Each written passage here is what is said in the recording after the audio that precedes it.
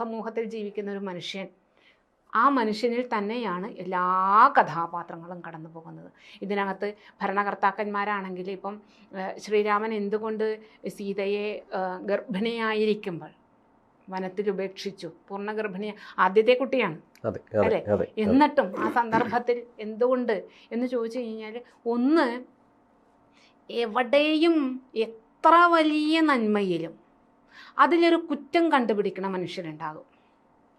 അവർക്ക് ചെവി കൊടുക്കാൻ പോയി കഴിഞ്ഞാൽ ആദ്യത്തെ കൺമണികൾ നേരിട്ട് ഇങ്ങനെ ആ ഏറ്റവും കൂടുതൽ സ്നേഹവും സംരക്ഷണവും കൊടുക്കേണ്ട ഭാര്യയാണ് ഈ വനാന്തരങ്ങളിൽ കൊണ്ടുപോയിട്ട്, അത് അവനവനല്ല കൊണ്ടുപോകുന്നത്, അനിയനെ പറഞ്ഞ് ചിട്ടപ്പെടുത്തി ഏൽപ്പിച്ച് പറഞ്ഞേക്കുക. അതായത് അത്യധികം അതിദാരുണമായിട്ടുള്ള ഉപേക്ഷിക്കലായിപ്പോയി എന്നാണ് പറയുക. സീതയുടെ ഭാഗത്തു നിന്ന് ആലോചിക്കുമ്പോൾ അതിദാരുണമാണത്.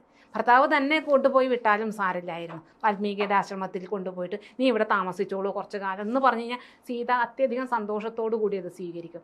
പകരം അനിയനെ പറഞ്ഞേൽപ്പിച്ചിട്ട് അനിയൻ്റെ കൂടെ പറഞ്ഞേക്കുക ചെയ്യുന്നത്. അത്രയും നിസ്സഹായയായിട്ടുള്ള ഒരു സ്ത്രീ വേറെ കാണില്ല. അതാണ് ആ വ്യൂ. പിന്നെ മറ്റൊരു രീതിയിൽ പറയുമ്പോഴത്തേക്കും ഇപ്പം ഈ ഒരു ഈ ദശരഥൻ്റെ കാര്യം ആലോചിച്ച് കഴിഞ്ഞ് കഴിഞ്ഞാലും യുദ്ധത്തിന് എവിടെ നിന്നാണ് ഇതൊക്കെ തുടങ്ങുന്നത് എന്ന് തന്നെ വീണ്ടും അങ്ങോട്ട് തന്നെയാണ്